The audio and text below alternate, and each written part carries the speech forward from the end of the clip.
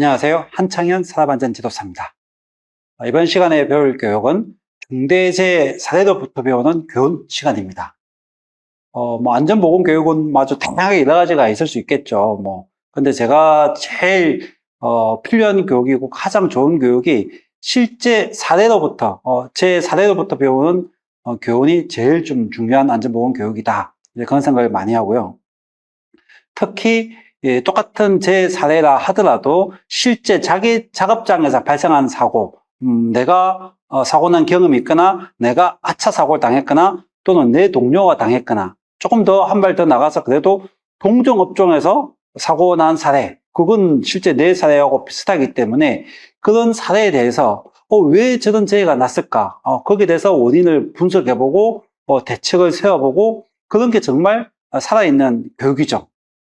그래서 오늘은 여러분 사업장 얼마나 일치할지 모르겠지만은 오늘은 이제 실제 중대재해가 난 3건의 사례를 준비했고요. 이거는 고용노동부에서 중대재해 조사 보고서에서 놓았던 그 사례를 갖다가 제가 제 해석에서 이번 교육을 준비했습니다. 그래서 한 가지 사례는 건설재해 사례고 두 가지는 이제 보통 제조업에서 제일 많이 발생하는 사례 해서 총 3가지를 준비했습니다.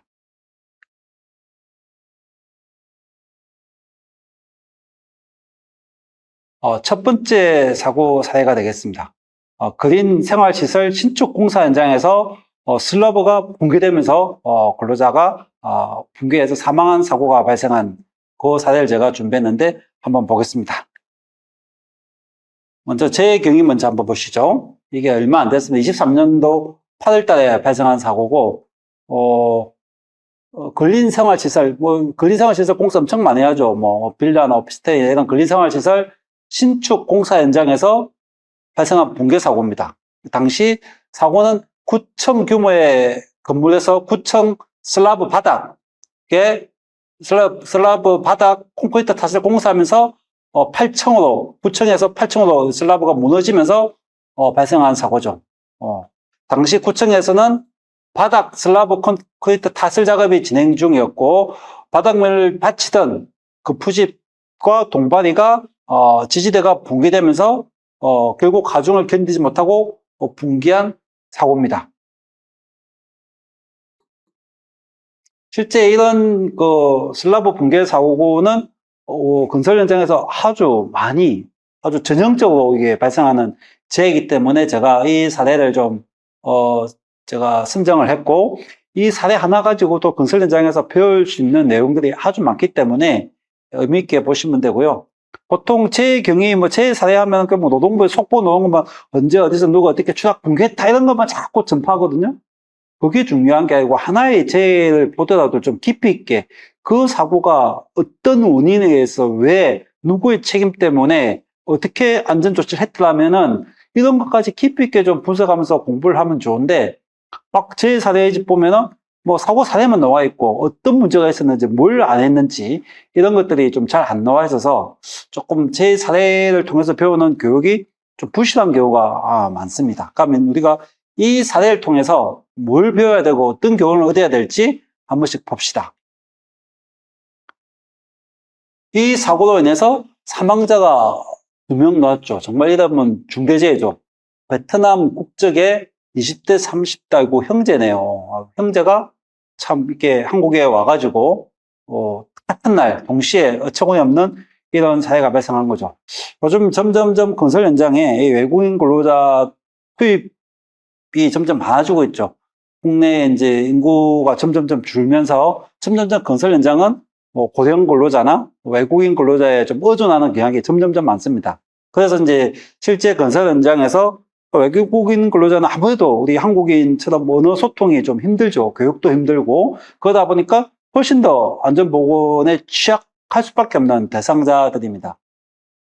그래서 계속 건설 현장 사망사고 나면은 특히 제조업도 마찬가지지만 이 외국인 노동자인 경우가 많아서 정말 저도 가슴이 조금 답답할 경우가 많은데 여기 또 형제가 가야 됐잖아요. 보통 외국인 근로자들이 동남아 이런 데서 우리나라에 많이 오는데 이분들도 정말 그 나라에서는 잘 학력이 높은 분들이거든요. 우리가 보통 미국이나 외국에 이렇게 옛날에 다 일하러 나갔잖아요. 그거 다 우리가 어느 정도 학력이 있는 사람들이 나갔지 저 밑에 현장 근로자가 간 경우 별로 없단 말이죠.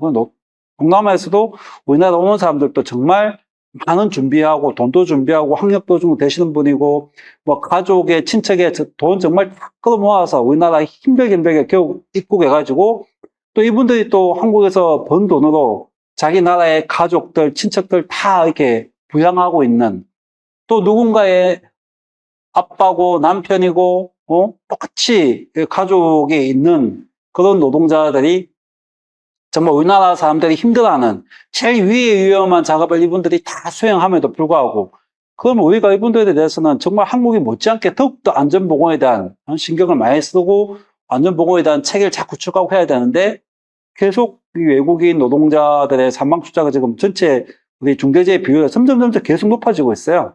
네. 그래서 생명은 외국인 근로자든 한국인 근로자든 똑같이 중요하지 그 가치의 차이가 있을 수가 없잖아요. 그래서 우리가 외국인 노동자 사망이 있을 때마다 정말 좀 많이 생각을 해야 된다. 그런 생각을 좀 하고요.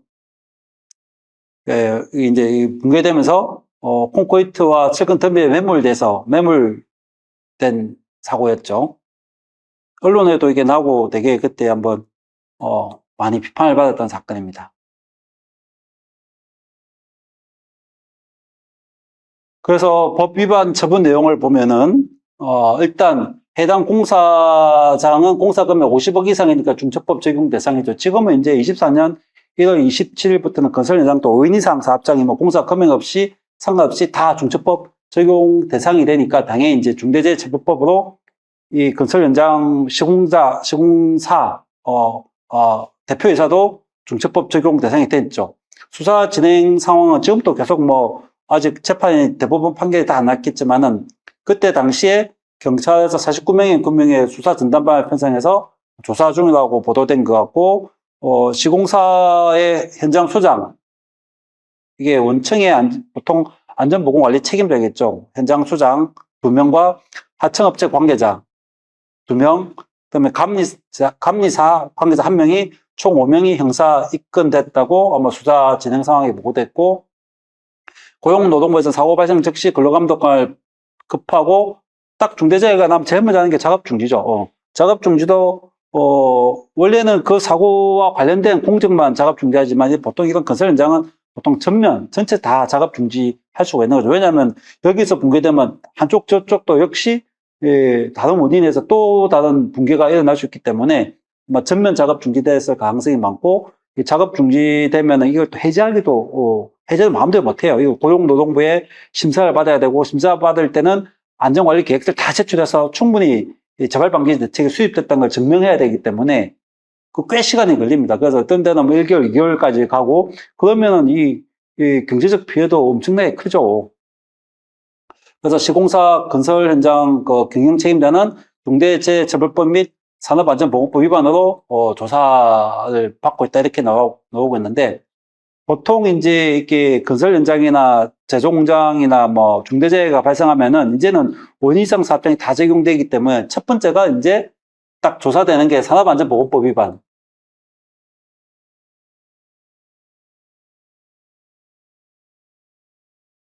산업안전보건법 위반 조사받고 이렇게 보통 발생하면 이제 형법상의 업무상 사망이면 과실치사죄 제가 이게 적용되고 또 하나는 중대재해처벌법상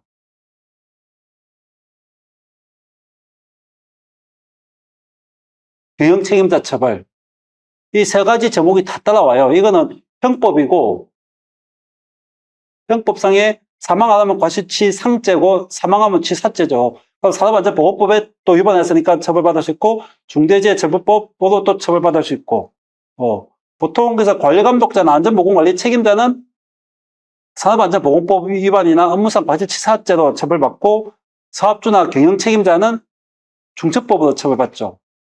이런 경영책임자는 산업안전보건법 업무상 과실치사죄가 다 적용되지만은 상상적 경합이라고 해서 그 중에 제일 형량이 높은 중첩법을 적용받는 경우가 적용받게 되죠.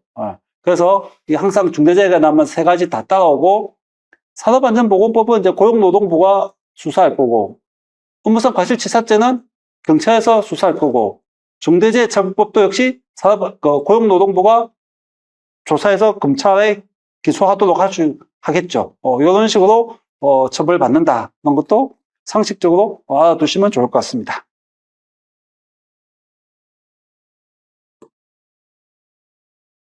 자, 중요한 건 사고 원인이죠. 이 사고에서 핵심은 동발이 설치 시 구조 검토를 안 했다는 게 첫 번째 사고 원인이었어요. 구조 검토.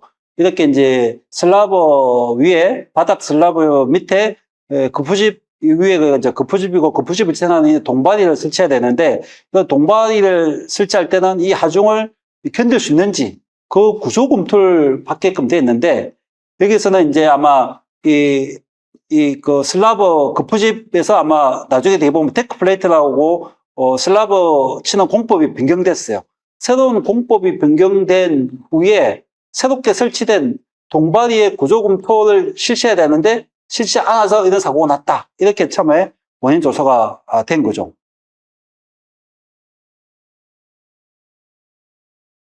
안전보건 기준규칙 31조를 보면은 급부집 동발이를 조립하는 경우에는 그 구조를 검토한 후에 조립도를 작성하고 되어 있어요. 그 조립도에 따라서 조립해야 된다. 자기들 경험 마음대로 자기들 눈에 눈대중으로 이렇게 설치하는 게 아니고, 슬라브 타설 그 자체가 위험하고 콘크리트의 무게가 상당하단 말이죠. 그게 그 많은 무게와 그 작업자도 올라가기 때문에 이게 아직 콘크리트가 완전히 양생이 돼서 제 강도가 안 놓은 단계란 말이죠. 급부집의 힘으로만 지탱하면 언제든지 붕괴 위험이 있기 때문에, 그래서 밑에 지지하기 위해서 동발이를 설치하게 돼 있는데, 그 동발이를 설치할 때는 정확하게 구조를 검토해서 하중도 검사하고 풍압도 검토하고 콘크리트의 전체 중량도 검토해서 정확한 조립도, 동발을 어떻게 설계할지 조립도를 작성하고 거기에 따라서 조립하도록 이렇게 법에 되어 있다 이 말이죠.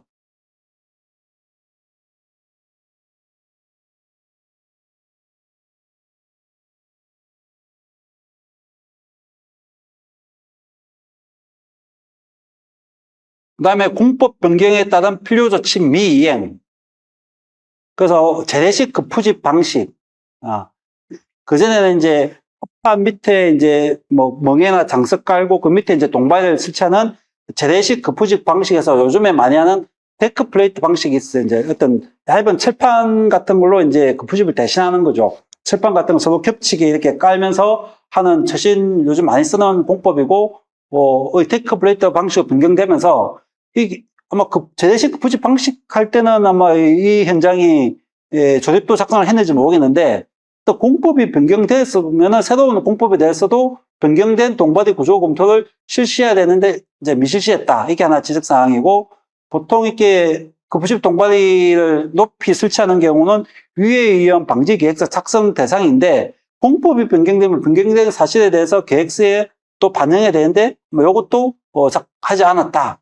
그리고 공법이 변경되거나 새로운 장비가 도입되거나 새로운 작업 방식이 변경되면은 위험성 평가를 해야 되는 거죠. 새롭게 위험성 평가를 해야 되는데 이것도 안 했다.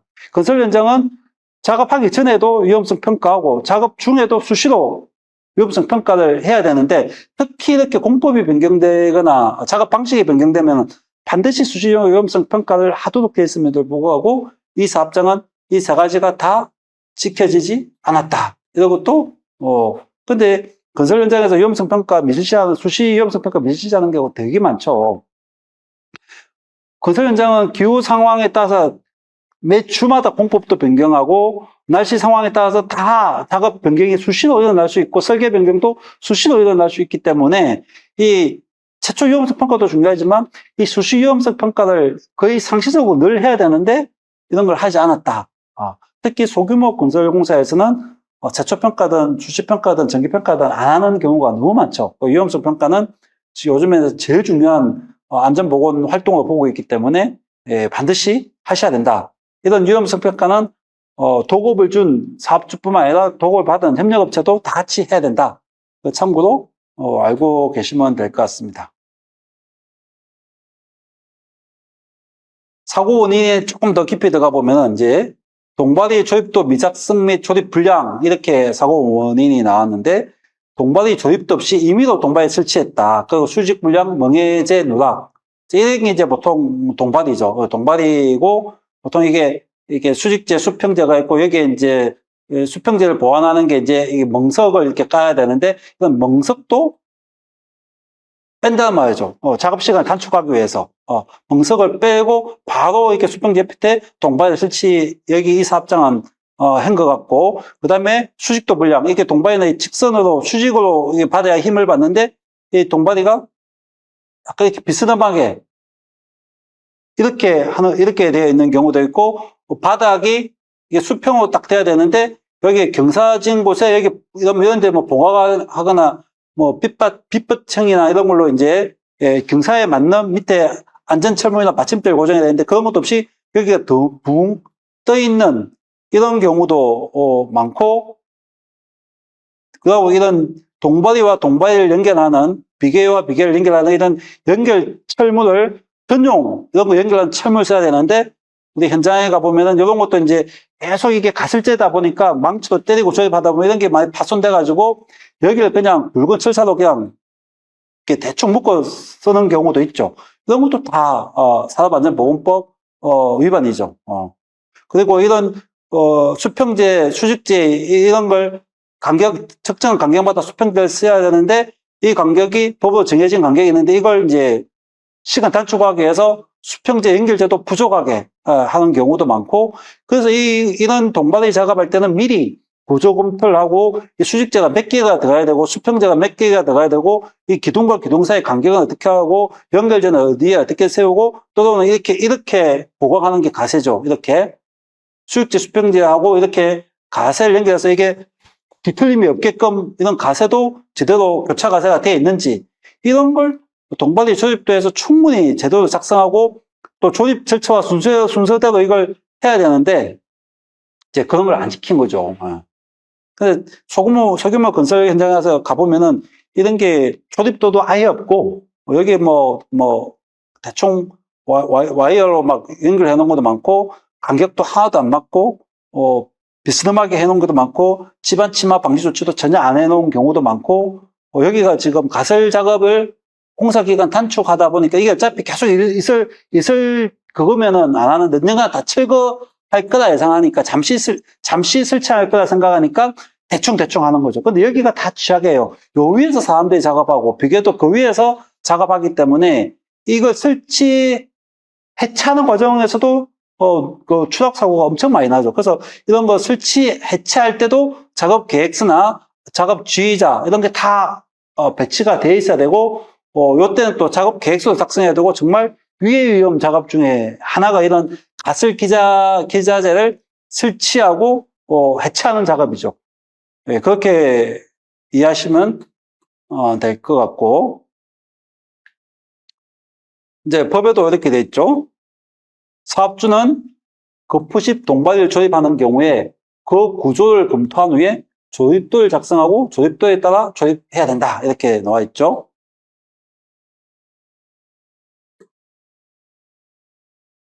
이 현장에서는 재래식 합판 거푸집에서 현대식 데크 플레이트 최신 공법으로 이제 변경을 시도했어요. 이건 나쁜 건 아니죠. 원래 공법 변경도 원칙적으로는 금지예요. 금지.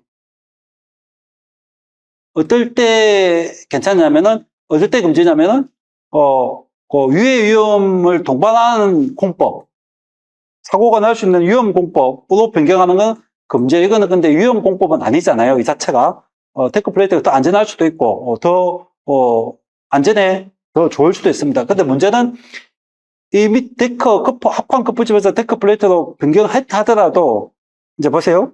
이게 이제 여기가 보고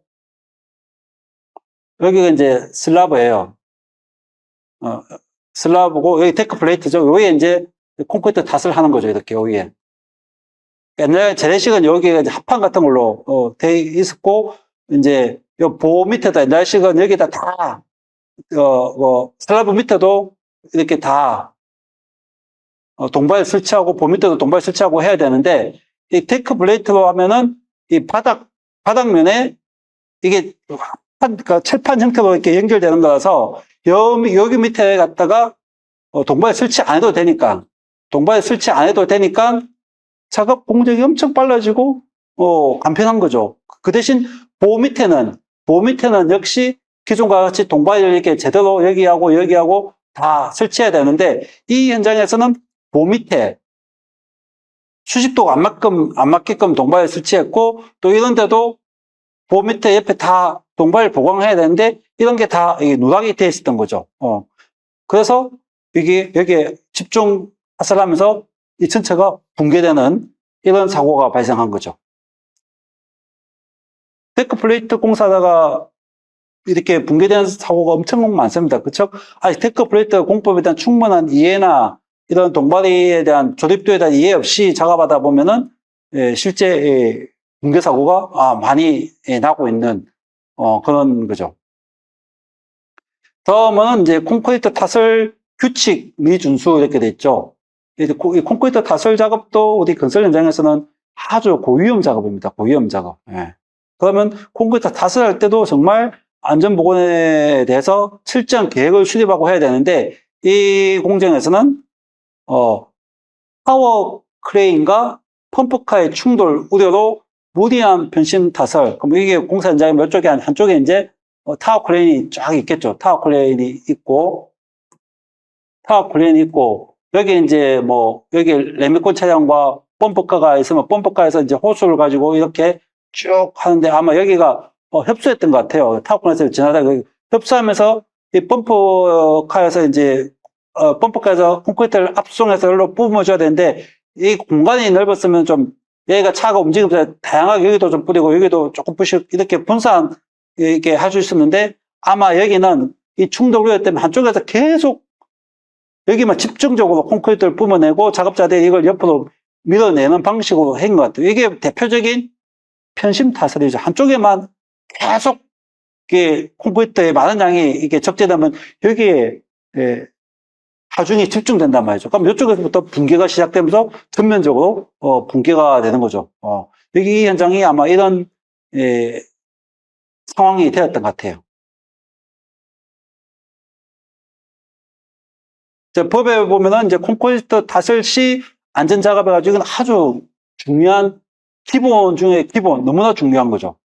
콘크리트 타설하게 되는 이제 콘크리트 그 자체가 전부 다 자갈, 모래, 시멘트 아주 중요한 물이죠. 거기다가 작업 인원들도 10대명씩 올라가 있단 말이죠. 거기다 철근들도 다 이미 배건되어 있는 상태이고, 거기다 또 다짐기, 콘크리트 다짐기 또 이 중량물도 들고 작업자들이 작업한단 말이죠.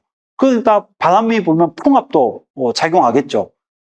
그러면은 밑에 지탱하고 있는 그 푸집과 동바디에서 변형이나 변이 이런 게 발생하고 또 집안의 한쪽에 꺼짐, 치마가 얼마든지 올 수 있단 말이죠. 특히 비가 오거나 한쪽에서 깊은 굴착에서 지하수가 빠져나오고 언제든지 집안 치마 등에서 한쪽에서 이렇게 붕괴될 우려가 있다 이런 말이죠. 이런 거에 대해서 미리 이상이 있는지 점검하고 있으면 보수할 것 이렇게 돼 있죠. 근데 사실 이게 가장 기본인데 이거 안 지켜져서 무너지는 슬라브 타설 공사가 건설 현장에 엄청 많았다. 이걸로 인한 중대재해가 정말 사례집 찾아보면은 건설 현장에서 이런 사례가 엄청나게 많다는 거죠.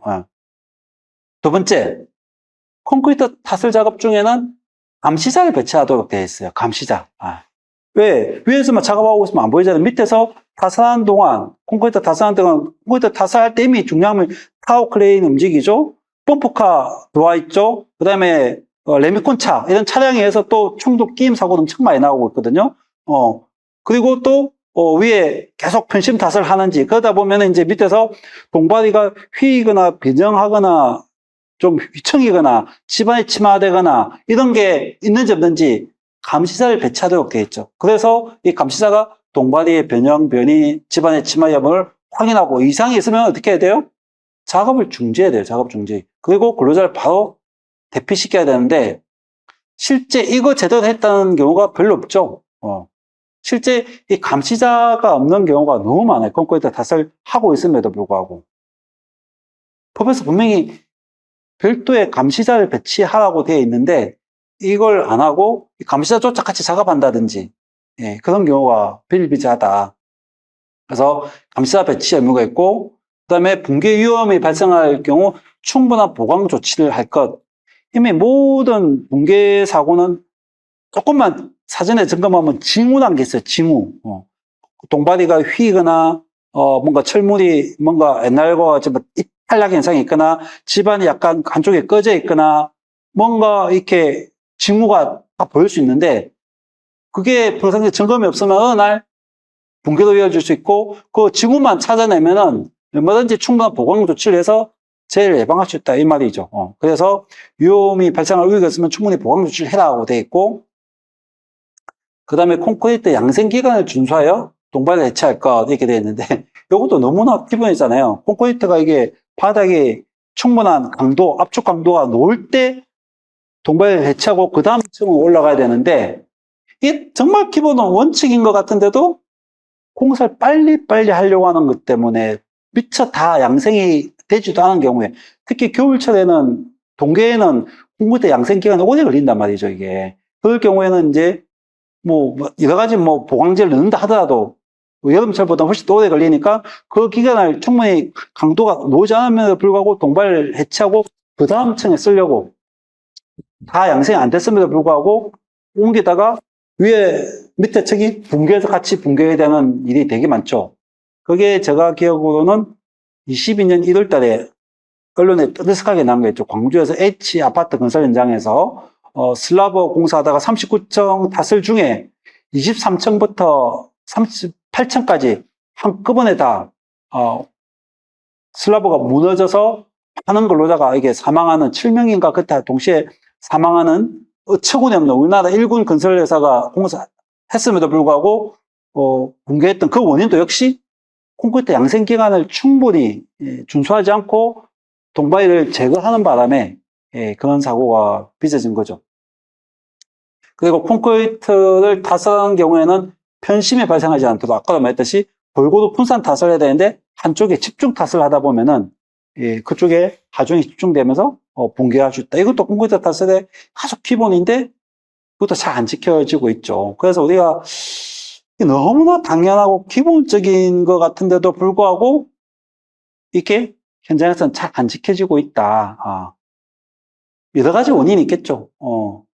그게 근본적인 원인을 따지면은 부족한 작업 기간, 공기를 찬축하려고 하는 급하게 공사하려고 하고 원가를 좀 절감하려고 하다 보니까 뭐 이런 원인이 계속 생기고 있고 어쨌든 있어서는 안 될 기본적인 이런 조치가 현장에서 잘 안 되고 있다. 이 부분은 워낙 콘크리트 타설이 중요하기 때문에 한번 제가 조금 자세하게 설명을 했습니다.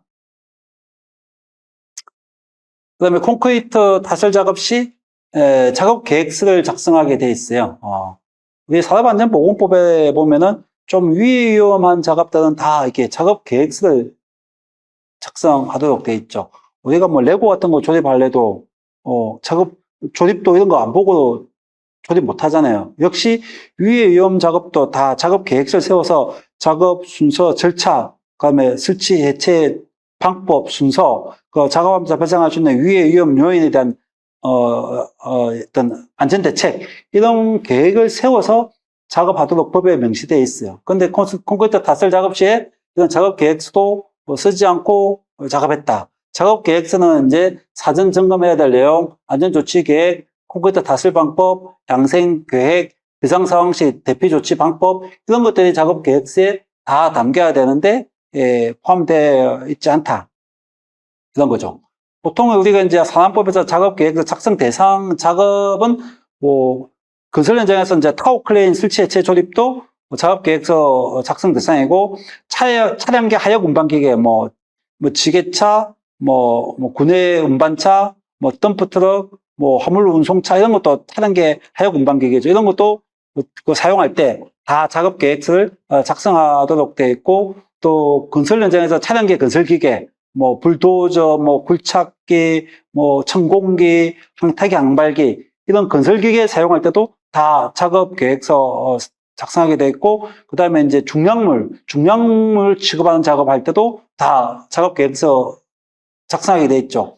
근데 법에서 이제 콘크리트 타설 작업 시 작업 계획서를 작성해야 된다 이렇게는 안 돼 있는데 근데 콘크리트 타설 작업 어디에 들어가냐면 일단 펌프카가 일단 그 차량계 하역 운반 기계도 볼 수 있겠죠. 차량계 하역 운반 기계 또는 펌프카가 건설 기계도 볼 수 있고 뭐 그 펌프카 사용한 작업이니까 작업 계획서도 써야 되고 또 다량의 콘크리트를 이렇게 분산하고 뿜는 과정이기 때문에 이건 중량물 취급 작업이라고도 볼 수 있겠죠. 그래서 콘크리트 타설 작업은 직접적인 그건 아니지만은 중량물 또 차량계 건설기계 그런 작업에 다 속하기 때문에 또 여기는 또 고소 작업이고 추락 위험 작업도 있고 이러니까 작업 계획을 작성해야 될 사항이고 또 코사 가이드 안전보건공단이 말하는 기술 지침에도 콘크리트 타설 시는 작업 계획서를 작성하도록 이제 권고하고 있죠.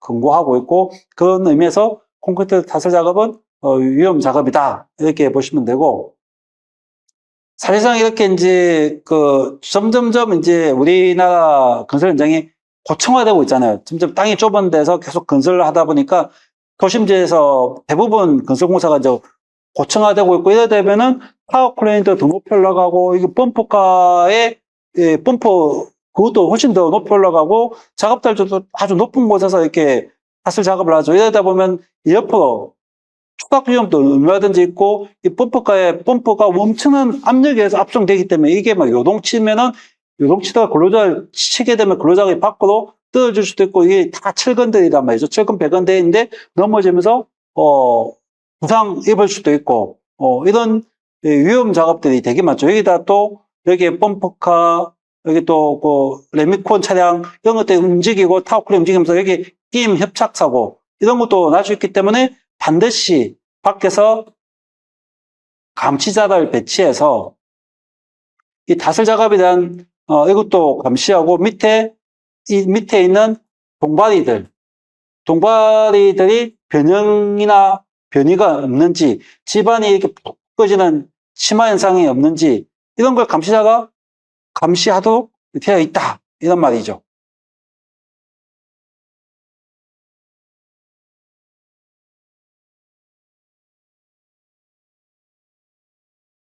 그럼 이번 사고로부터 우리가 배워야 될 이제 시사점을 다시 한번 정리해 보겠습니다. 데크 플레이트 붕괴 사고의 주요 발생 원인은 결국 동바리에 대한 구조 안전성 검토를 안 했다. 특히 작업 변경이 있었음에도 불구하고 동바리 구조 검토를 안 했고 그 조립도에서 시공 상세도를 작성해야 되는데 이걸 미작성하고 미준수했다. 그 다음에 데크 플레이트 받침의 구조적 안전성을 미확보했다. 그 다음에 특지 하중 과다, 편심 타설, 콘크리트 편심 타설에 의해서 한쪽에 하중이 집중되면서 붕괴가 일어났다. 이런 걸 우리가 사고의 주요 발생 원인으로 다시 한번 우리가 정리해 볼 수 있겠습니다. 그래서 그러면 데크 플레이트 붕괴 사고를 막기 위한 예방 대책은 뭐냐? 다시 한번 얘기하면 일단 구조 안전성 검토죠. 동바리 실제에서 문제기 조립도 작성하기 전에 구조 검토하고 구조 검토 전문 기술사들이 다 있거든요. 그쪽에서 구조 검토를 받아서 거기서 조립도 상세도를 그려줘요. 그 조립도 상세도를 따라서 우리가 동바리를 설치해야 되는 거죠. 특히 데크 플레이트 받침부 등의 구조적 역할을 하는 부재에 대해서 상세하게 조립도를 작성해야 된다. 조립도를 작성했으면 그 조립도를 준수해야 되겠죠.